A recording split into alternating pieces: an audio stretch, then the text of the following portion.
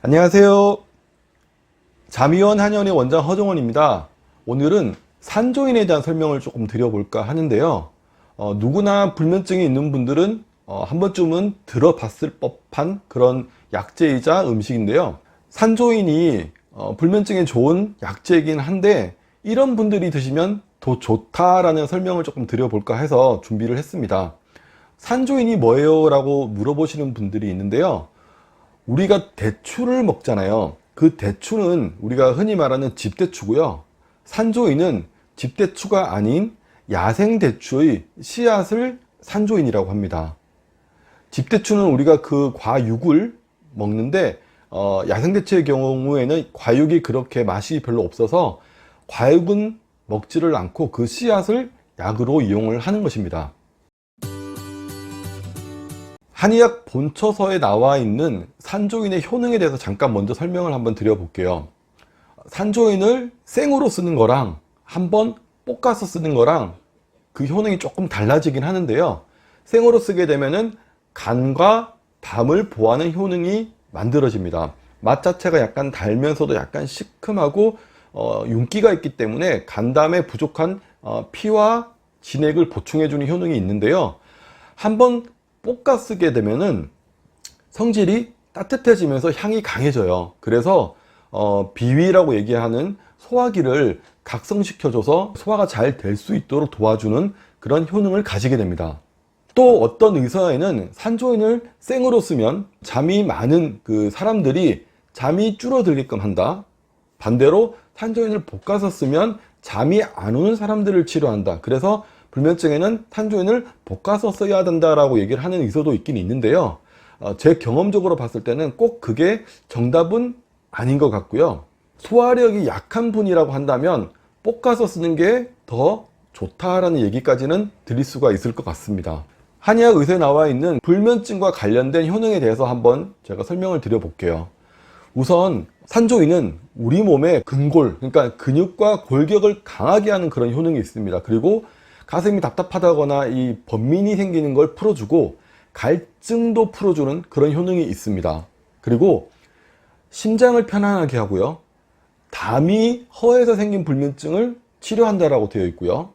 또 간이 허해서 혼백을 저장하지 못하여 잠들지 못하는 걸 치료한다라고 되어 있고, 또 한 가지는 피가 비장으로 들어가지 못해서 불안한 경우 이걸 치료한다라고 적혀 있습니다. 이런 한의학 의서에 적혀 있는 그 산조인의 효능에 근거해서 제가 산조인을 써봤을 때 이런 분들에게 더 좋더라라는 얘기를 드릴 건데요. 크게 세 가지 경우가 있을 것 같습니다. 첫 번째는 우리가 흔히 말하는 부부관계라든지 성관계, 혹은 어떤 성적으로 어떤 에너지를 많이 쓰시는 분들, 그리고 육체노동이나 운동을 많이 하시는 분들, 그러니까 근육을 많이 쓰시는 분들 있죠. 이런 분들에게 산조인이 좋습니다. 이런 분들이 불면증이 왔다. 그러니까 육체노동이나 운동을 많이 하거나 어떤 방사를 많이 하면서 생긴 어떤 근육이라든지 뼈의 약해짐을 동반한, 그게 원인이 된 불면증이 있는 분들에게는 산조인이 도움이 됩니다. 두 번째로, 평소에 담이 허해서 나는 조금만 무슨 일이 있어도 잘 놀랜다, 혹은 겁이 많다라고 얘기하시는 분들, 그래서 어려서부터 혼자 자는 게 조금 나는 무서워서 잘 못 잤었다라고 얘기하시는 분들이 있다면, 이런 분들이 불안하면서 불면증이 있다라고 한다면 이런 분들에게도 산조인이 도움이 됩니다. 그리고 세 번째로는 평소에 소화력이 약하고 약간 안색이 붉은색보다는 하얗고 좀 노란 빛을 띈다, 그러니까 핏기가 없다라고 얘기하시는 분들이 불안을 느끼면서 불면증을 호소하는 경우에도 이 산조인이 도움이 됩니다. 산조인이 근골을 강하게 하고 우리 몸에 음기를 보충하는 그런 힘이 좋기 때문에 근골을 많이 쓴 분들에게 산조인이 좋다라는 거, 그리고 담이 허하고 간이 허한 걸 보충해주는 힘이 있기 때문에 간담이 약해져서 온 불면증에는 산조인이 도움이 될 수 있다는 거죠. 그래서 1차적으로 정신적인 어떤 피로라든지 긴장이라든지 스트레스보다는 육체적인 피로, 육체적인 활동을 많이 해서 체력이 확 떨어지면서 나타나는 불면증에 산조인이 좋다라는 거죠. 그렇다면 나는 육체적인 피로는 그렇게 심하지 않아. 근데 정신적인 피로가 엄청 심해. 스트레스가 많아. 긴장을 많이 하는 편이야. 라고 하는 분들이 있다라고 한다면 어떤 게 좋을까요? 어떻게 보면 산조인과 대칭되는 부분이긴 한데요. 이런 분들에게는 제가 영지버섯을 많이 권해드려요. 영지가 좀 쓴맛이 심하기는 한데 영지버섯 자체가 그 쓴맛 때문에 상체로 쏠려있는 혈액이라든지 열을 밑으로 내려주고 정신적인 안정을 도와주는 그런 효능이 아주 좋거든요. 그래서 신경을 많이 쓰고 정신적인 피로가 심해서 불면증에 오신 분들은 산조인보다는 영지버섯이 더 도움이 될 수 있고요. 현재 불면증이 없다 하더라도 평소에 신경을 많이 쓰면서 스트레스를 좀 많이 받는 분이다 라고 한다면 영지버섯을 차처럼 끓여서 매일 아침 저녁으로 이렇게 한 잔씩 드셔주는 것도 도움이 될 수 있습니다. 산조인을 활용하는 방법에 대한 설명을 조금 드려볼까 하는데요. 주의사항도 있고요. 첫 번째는 산조인과 아까 말씀드린 영지를 함께 드시는 방법이 있습니다. 그러니까 정신적인 피로도 있지만 육체적인 피로도 있는 분들, 그리고 육체적인 피로가 많지만 정신적인 피로도 없지 않다라고 얘기하시는 분들이 많기 때문에 산조인만 단독으로 드시는 것보다는 산조인과 영지를 함께 달여서 드시는 방법을 더 권해드리고요. 비율에 있어서는 사람들마다 조금 다를 수는 있겠지만 기본적으로는 영지는 조금, 산조인을 많이, 비율로 4대1이나 5대1 정도의 비율로 함께 해서 드시는 것이 좋습니다.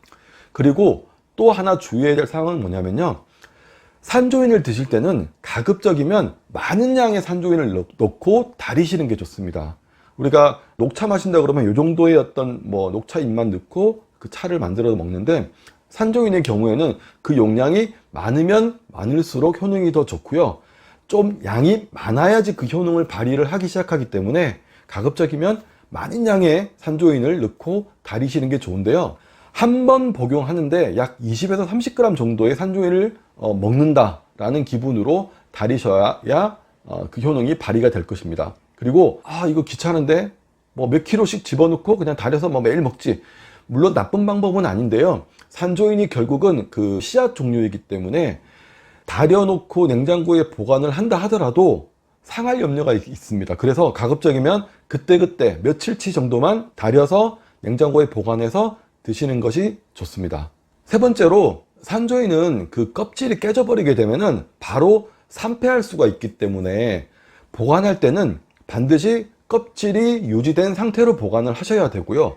만약에 한번 볶았다라고 한다면 가급적 빨리 드시는 것이 좋습니다. 그리고 산조인을 구입을 하실 때도 볶은 산조인, 산조인 초라고 해가지고 나와 있는 그런 제품은 피하시는 게 좋고요. 그냥 생산조인, 껍질이 그대로 유지되고 있는 산조인을 구입을 하셔서 집에서 볶든지 아니면 집에서 달여서 먹는 것이 더 좋습니다. 왜냐하면 산패를 예방할 수 있기 때문이죠.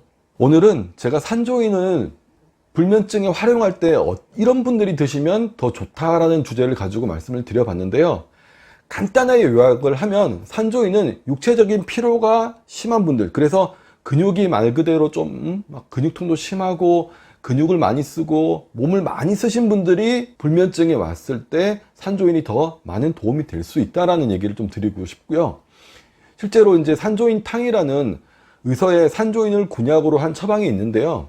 거기에 들어간 산조인의 양이 다른 약재에 비해서 6배, 7배 정도까지 많거든요. 그만큼 산조인을 쓸 때는 많은 양을 써야 된다는 거, 근육을 많이 쓰는 분들도 그렇지만은 성적인 에너지를 많이 쓰시는 분들이 불면증이 왔을 때도 산조인이 큰 도움이 될 수 있으니까 이 영상을 참고하셔서 내가 거기에 해당되는지를 파악을 하신 다음에 드신다면 더 좋은 효과를 보실 수가 있을 겁니다. 오늘 영상 여기까지 하도록 하겠습니다. 감사합니다.